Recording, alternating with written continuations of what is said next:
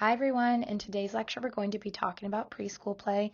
Please make sure to check out the infant and toddler play lecture. That is where I went over announcements for this week and anything that you need to know. And I will be following up with future announcements in the next few days, so be looking out for that and we'll get started. Okay, so now we're going to talk about preschoolers. We already discussed infants and toddlers in our previous lecture, and now we're focusing on preschoolers, and we're jumping right into object play. And we're still using Piaget's cognitive substages of development, and we're moving from the sensory motor to the pre-operational stages as children are entering the preschool years. And when we think of preschoolers, we often think of them as being egocentric in their thinking, and thus they might need different types of adult guidance and involvement during their play. And we've looked at different levels of participation in our role as the adult, so kind of be thinking about that as we talk about preschoolers and their object play. So starting with symbolic function, 2 to 4 years old, we know that yes, children can represent symbols, but they're still limited in their thinking, and they're practicing more through trial and error with objects, and they're still interested in sensory and motor activities, and there may be increased challenges in the types of materials that are present, and we may think about how children are engaging with objects related related to specific interests, and we might look at the development of their physical bodies, so their perceptual skills, locomotor skills, fine motor skills are all increasing, and this contributes to their abilities to play with objects. So when children are more aware of their bodies, they're able to engage in more rhythm and movement, so they're not just banging a oh my goodness try that again. They're not just banging on a drum, they're having rhythm during a song, music and movement time. Or they're not just crawling aimlessly around the ground, they are crawling through an obstacle course, they're running, jumping, and climbing, they're throwing a ball at a target instead of just rolling or throwing a ball aimlessly. They're starting to paint and draw with more precision and being able to grasp onto objects and being able to do such motions such as brushing their teeth on their own or holding on to small blocks and stacking them one by one.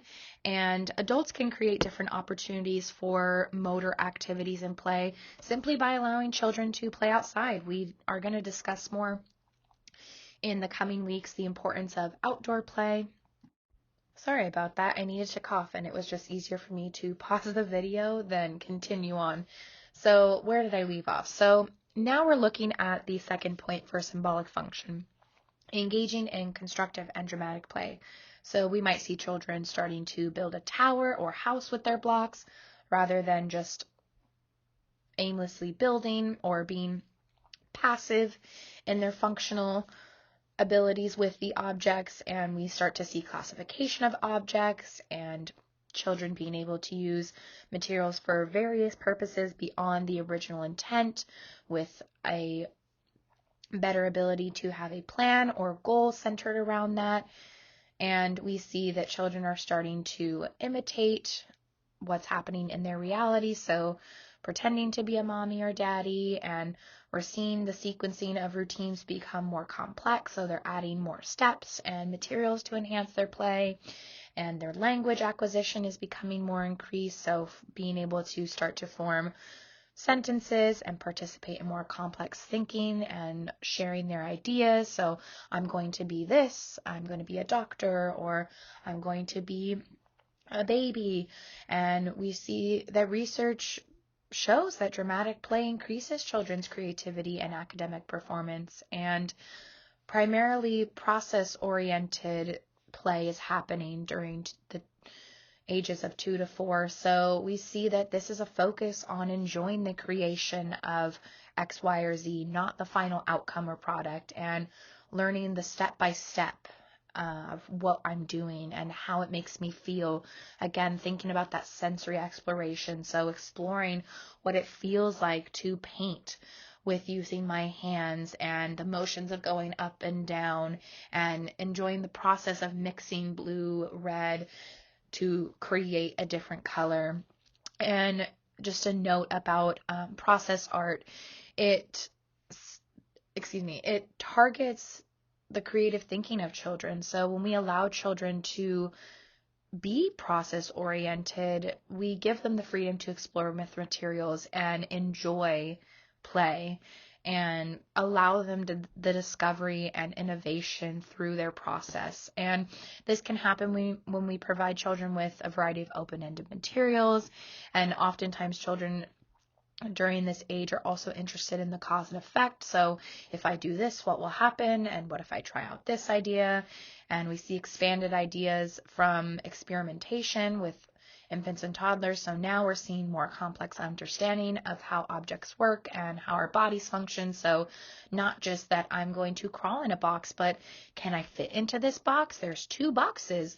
There's a big box and a small box. And which one do I fit in? And what happens when the water mixes with the sand and I'm pouring and scooping? So having more increased interest in cause and effect of objects during play.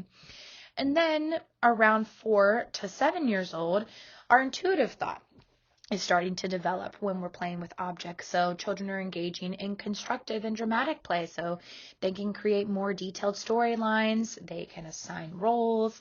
And around 6 to 7 years old, children are starting to play games with rules, and their cognitive abilities are increasing. So we may see that cognitive games with groups are forming, and this can support early mathematics and understanding of social awareness of others. So what's going to happen if? So we do see that younger children might engage in games and simple complex rules and understanding, so they can understand the step-by-step process or what happens if. So they understand the routine of washing hands and that the rule is to throw the paper towel in the trash can, right? But truly around 6 to 7 is when games with rules. So I'm able to play a simple board game, or I'm able to go through an obstacle course from start to finish where I have to crawl under the bridge first, and then I have to stop, and I have to spin around 5 times, and then I have to wait because my friend is going to go. So there's a lot more complexity in the game with the rules itself. So the game of tag, for our young infants and toddlers, or even our younger preschoolers, tag is we are running back and forth, and I'm giggling, and we're engaging in social play. And maybe now as a older preschooler, I'm engaging in flag football or tag or some form of soccer or, a sport. And also, children with more intuitive thought are now more product-oriented and planful. So they may spend extended amounts of time engaging in one area. So they could sit through a whole game with rules, and maybe they want to draw a picture of something specific, and they have an idea of what they want to create. And in order to execute this, they need to gather all of the small blocks that are blue in order to create a blue, or maybe they want to create a greenhouse. So they've got to get all the green blocks. And so they're grabbing all the green blocks. And then they need to go and get plants, because they know that inside a greenhouse, you need plants. And then they want to draw a picture of it. And they know that they need to now get certain colors to match their creation. So they have more orientation and are more planful and purposeful and step by step. And they also like correctness and are starting to compare themselves to others. So they're more aware and fixated on, okay, does this person like me? How does this person feel about this? What are my abilities in comparison to someone else's? So they might want to draw a perfect circle, or spell their name, or read at a higher level in comparison to their peers because someone else is doing something that they cannot, and starting to understand their own abilities and what they can and cannot do. On this slide is just a quick preschool object play visual representation of what we were talking about with sensory motor play, symbolic play, constructive play, and games with rules. So you can see that on the left-hand side, I have the different ages, so 3 through 7, and then I have the key at the bottom of SM being sensory motor play and so forth. And you can see that at the very bottom with the numbers, you see the percentages. So this is the scale from 20% to 100%. And if we're looking, for example, at 3 years old, we see that the sensory motor play takes up the majority of children's time during object play. So from 20% all the way to about, 80%, that's how much time they're spending engaging in sensory motor play, and then a little bit of symbolic play and some constructive play. And then as we get to our older years, we see a shift in decreased sensory motor play and increased symbolic and constructive play. So just another way to kind of look at it on a scale perspective with percentages. Now we are going to talk about preschool dramatic play.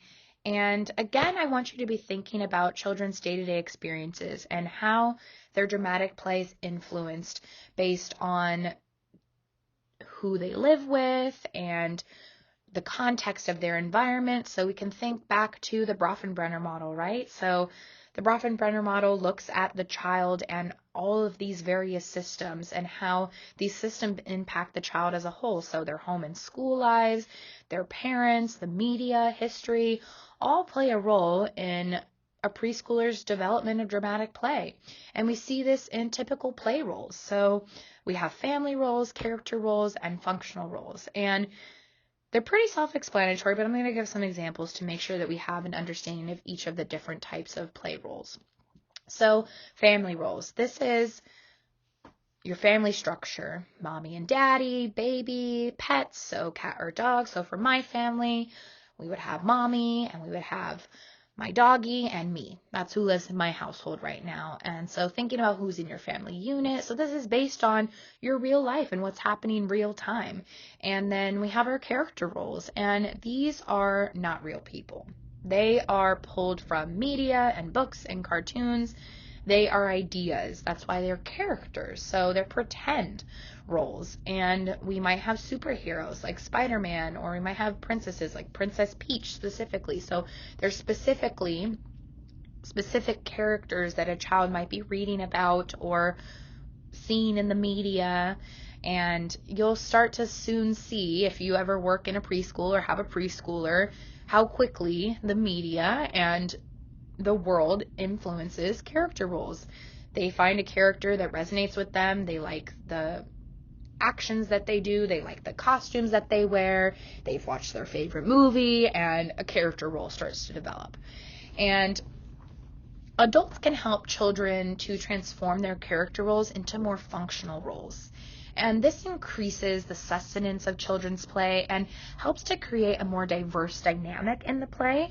So when we think of functional roles, this is our typical doctor, post office worker, mechanic, pilot. So they're real types of roles that you might see in the world. And so even though we might have a princess Peach for our character role, princesses really exist in the world. So we might instead help a child to reframe their thinking from specifically being Princess Peach to thinking about, okay, well, what does a princess do in the world? And are they a leader? And maybe they ask questions, or they write down their ideas, and they do public speaking. So thinking about what the functional role of a princess actually is. Or if we're looking at a superhero, and we're thinking about maybe they love Spider-Man, right? And we think, okay, well, Spider-Man, he's a superhero, and he swings around and he fires his webs. But what does it mean to be a hero? And who are heroes in our world? Heroes are people that save and help others. So maybe we have firefighters, or we have doctors. So these are heroes in the real world that a child can be as a functional role, and it provides them again with more opportunities to use objects and to engage in conversation and collaboration. So just something to kind of think about between the different roles. And then on this side, we also have the developmental progression of dramatic play. So from 2 to around 5 years old, we see some changes in their progression of play. So first, around 2 years old, we see that realistic themes and props are coming forth, as well as still engaging in mostly solitary play. So we're mainly playing solo or with adult support, which is perfectly normal at this age. We may start to engage in more parallel aware or parallel play, and we're mainly engaging in activities that we're seeing in our real life experiences. So feeding a baby with a spoon or bowl, washing cars, using car soap and water. So we're using realistic themes with realistic props. So I'm washing cars and I have cars, soap, and water. I'm feeding the baby and I have a spoon and a bowl. And then around 3 to 4, we can have more fantastical themes, imaginary props, more social play with others. So maybe we've bumped up from simply feeding the baby to taking the baby on a camping trip, or we're going on a camping trip and now we have more roles. So we're thinking about, okay, who's going to be mommy and daddy, who's going to be the baby, and maybe we're using imagery in our props, imaginary props, so maybe I'm using my hands as binoculars, or maybe I still need something that's more representatory of binoculars, so I might use paper towel rolls. And we're thinking about how maybe an outdoor climber in our yard could be used as a tent when we put a blanket on it. So I'm imagining that my tent is this climber outside with a blanket on it. And we're starting to play more with others, again, assigning roles and rules of our play. So who's going to play this person and who's going to go where. And then around 5, we're starting to see more emphasis on realism in the props and costumes and themes and increased social play. So maybe now I want to decorate my binoculars to be able to have a more realistic look to them. So I add a string so that they can hang around my neck, and I'm going to add color, or not colored, but I'm going to add something clear so that it looks like there's glass in there. And maybe I'm going to create a map with pictures of places that we're going to go on our camping trip. So maybe I draw the mountains and I create props that we can use in our play. And maybe then I know, okay, well, we're going camping, so we might be going on a hike.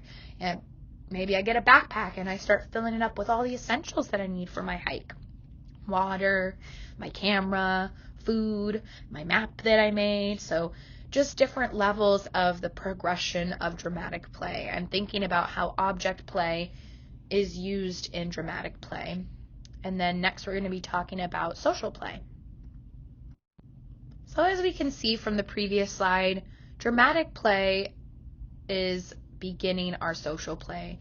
And during this age, children are gaining social competence. They're more confident in their own abilities, and they start to explore engaging in pro-social behaviors with others. And they're really modeling the social rules and expectations that they see from adults, because as we saw in our infant and toddler lecture, the first initial interactions are with adults when it comes to social play. And it's important to consider, as your adult role, how you express yourself, the way you regulate your emotions, and just in general, how you interact and guide children during social interactions with them. And encouraging children to take responsibility and helping them to develop problem-solving skills supports their social play with peers and in group settings.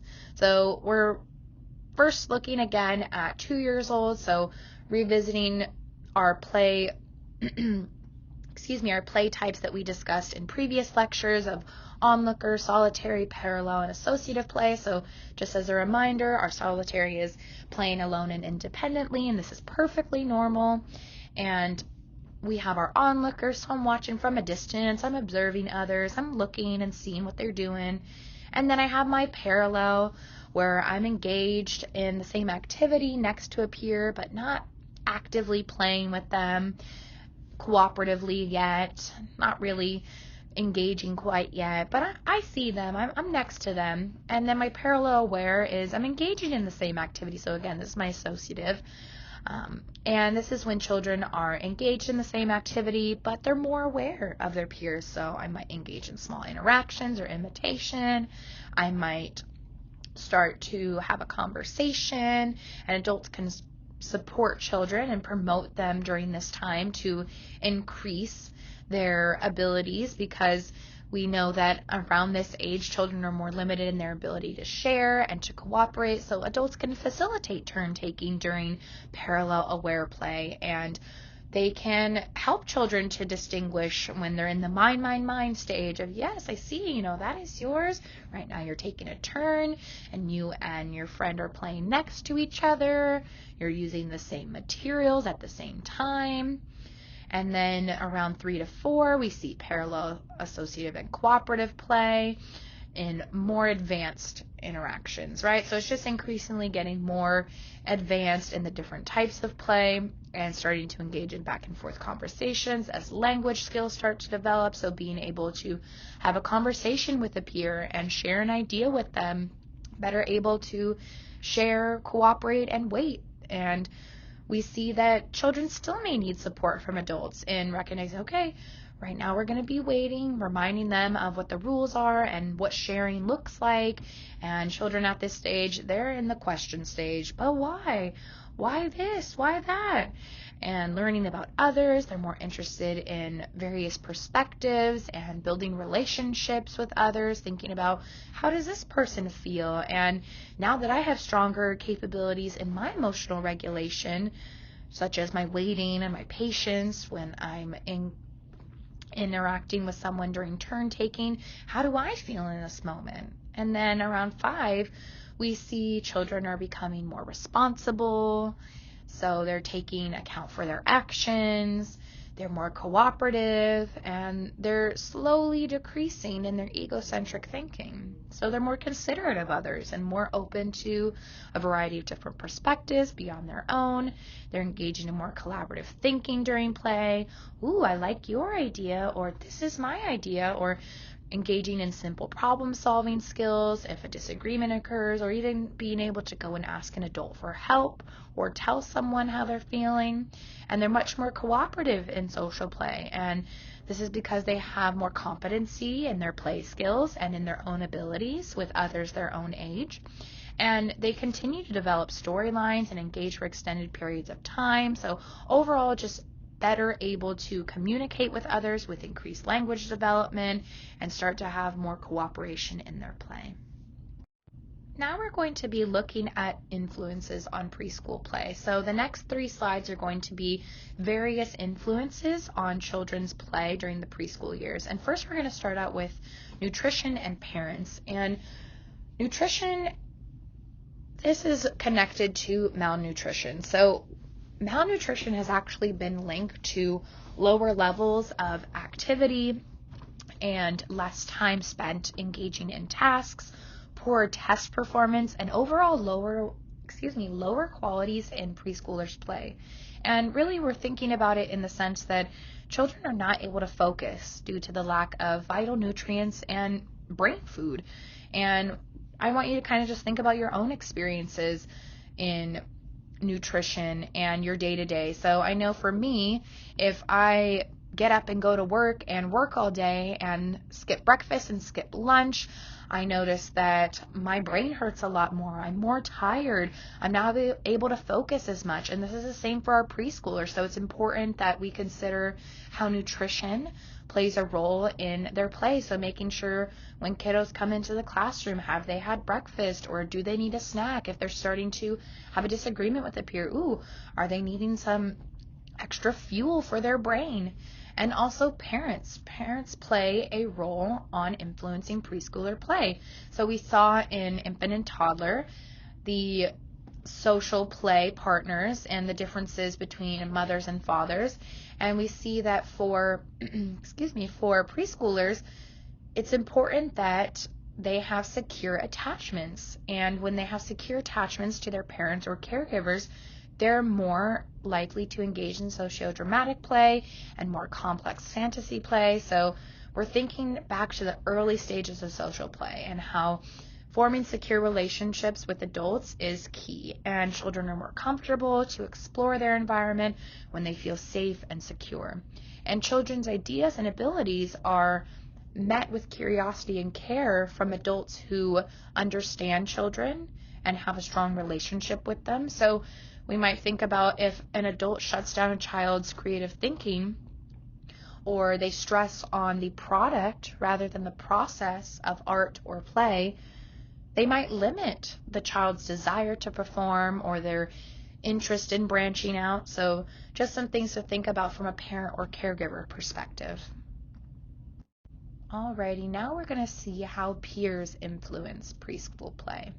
So peers allow children to have more fantasy and social play when they're familiar with one another. So forming relationships is the first step.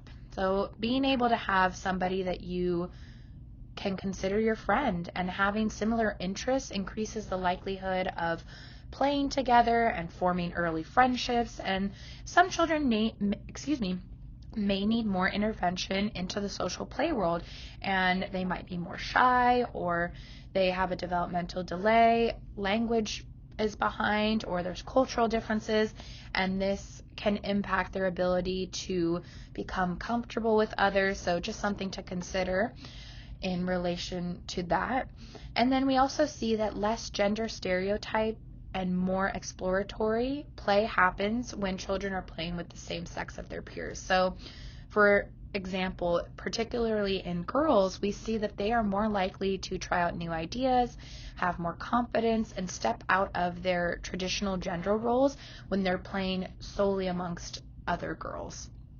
And we also see that more cooperative dramatic play is happening when children are around their same age peers. So not only does being familiar with peers, being around same-sex peers, but also being around same age peers has an influence on their play. So we think about same age peers. We don't have the big kid telling the little kid, no, you can't do that, or that's wrong, because they're on the same page in their cognitive thinking. And same with more cooperative, constructive play for different age peers. It's a little bit different. We might have the older child who's more knowledgeable about the world, and they can produce more ideas and share what they know with the younger child. And we also can take into consideration, again, like I mentioned, how a child who is at a different developmental period, even though they're the same age, how their cooperative constructive play or cooperative dramatic play might look a little bit different. So just something to consider. Okay, so the final influences on play are childcare and television. And we see that more time in childcare can be related to higher levels of social play and noncompliance. So children who have access to peers in a social setting like childcare are more likely to engage in playing with one another. And when we have set environments designed for play, children are more likely to engage in social play with the materials that they have set out and peers who are their same sex or same age. We saw from the previous slide that the importance of having familiar peers around and forming those initial relationships create more social play. And also we see that in childcare, children are more non-compliant, so they're more likely to have their own ideas and their own interests and be willing to agree to disagree. And we see that children are more able to express themselves and tell someone no when they don't like something, instead of saying, oh, okay, it's fine, you can have that toy. They're saying, no, actually, I was playing with that. And we see that more in preschool childcare settings because children are provided with opportunities to practice problem solving, practice turn taking. They're not just having to share everything or give away their toys or be done when the time is up. Oh, my coughing is coming back again. I apologize, everyone. We're on the home stretch. And then we have television, and I want you to take a peek at this video to see how less TV watching can be related to more dramatic play. And we see the impacts of screen time on brain development and thinking about how children are not using their imagination and creativity as much during TV watching or during screen time in comparison to when they're engaging in dramatic play. And I want you to think about these ideas when you're watching the video of how much time is being spent using the screen or watching TV. So is it whenever the child wants, or is it in increments, maybe 1 hour a day, or only during certain times of the day, like morning or afternoon? And is it being used to substitute free play or dramatic play time, or is it used during adult prep time, so that 5 minutes that I'm preparing snack, you can watch a quick, animal show? And what are the types of contents that children are watching? So are they watching a violent or scary movie, or are they playing a I mixed up the words, a letter matching game? So ideally thinking about the balance in television and what that looks like. And so go ahead and take a peek at that. And then that is all I have for you all today. And like I said, I will be posting more announcements and updates in the future lectures. So be looking out for that, and make sure that you check out your syllabus. There have been a few different changes on due dates, and I will talk to you all soon. Bye, everyone.